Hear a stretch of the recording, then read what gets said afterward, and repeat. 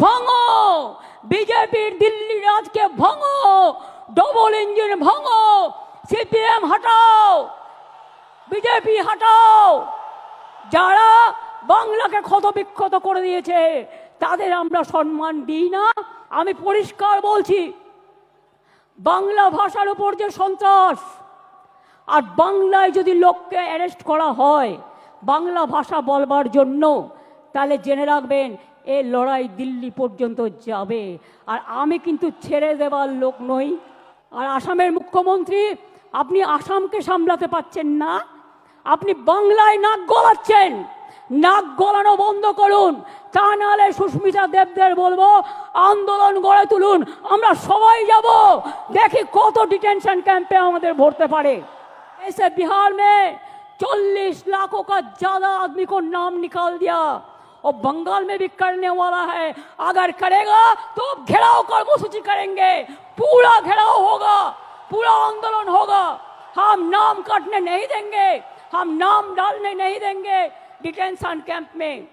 जो लोगों ने बाहर में है हम उसको छुड़ा के ले आया, हम कोर्ट केस करके छुड़ा के ले आया। अरे जो आईन है आपका, जो कानून है, इसको हम बातिल करेगा, हम इसमें हम चेंज करेगा। हमें नहीं मानेंगे, हमें नहीं मानेंगे, हमें नहीं मानेंगे।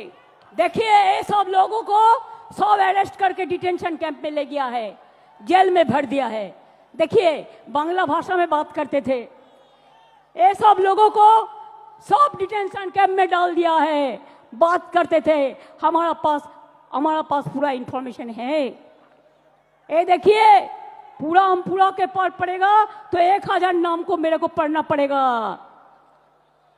उड़ीसा में भी अत्याचार हो रहा है, दिल्ली में यमुनानगर में आप इलेक्ट्रिसिटी काट दिया, मानविकता और से देखिए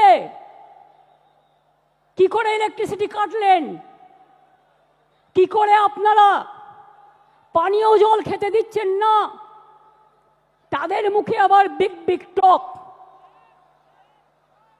নির্বাচন আসলে ও ভাই রাজবংশী, ও ভাই মতুয়া ভোট দাও, আর নির্বাচন চলে গেলে তাদের অত্যাচার করো।